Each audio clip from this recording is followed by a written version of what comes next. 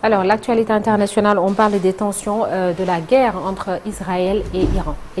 Oui, avec Israël qui a de nouveau attaqué la capitale Téhéran hier lors d'une quatrième journée de conflit marquée par un échange de frappes meurtrières des deux côtés.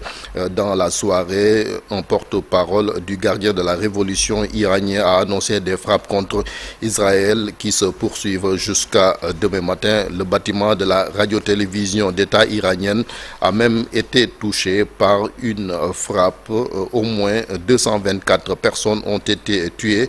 Le président américain qui participe au sommet du G7 a même dû écourter son séjour.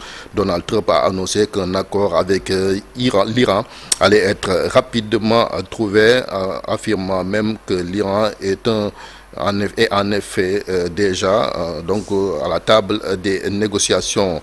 On revient en Afrique, en Guinée, la Guinée qui se dote d'un nouvel organe électoral, la direction générale des élections. Cette instance a été créée ce week-end par décret du président de transition, le général Mamadi Doumbouya.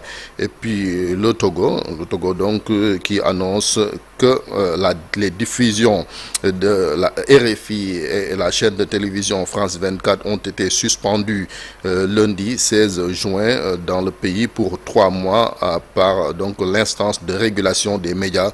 Plusieurs émissions récentes ont été reliées des propos jugés inexacts, ce qui a donc poussé les autorités togolaises à prendre cette décision. Nada. J'arrive à retrouver l'actualité internationale en Wolof dans une trentaine de minutes. Alors, comme annoncé tout à l'heure, dans la seconde partie de l'émission, on va encore parler de cette situation au Moyen-Orient. Le professeur Babacar Samb sera là. Il est spécialiste du monde arabe, ancien ambassadeur du Sénégal en Égypte. Gaza, Iran, pourquoi le monde arabo-musulman paraît si faible face à Israël?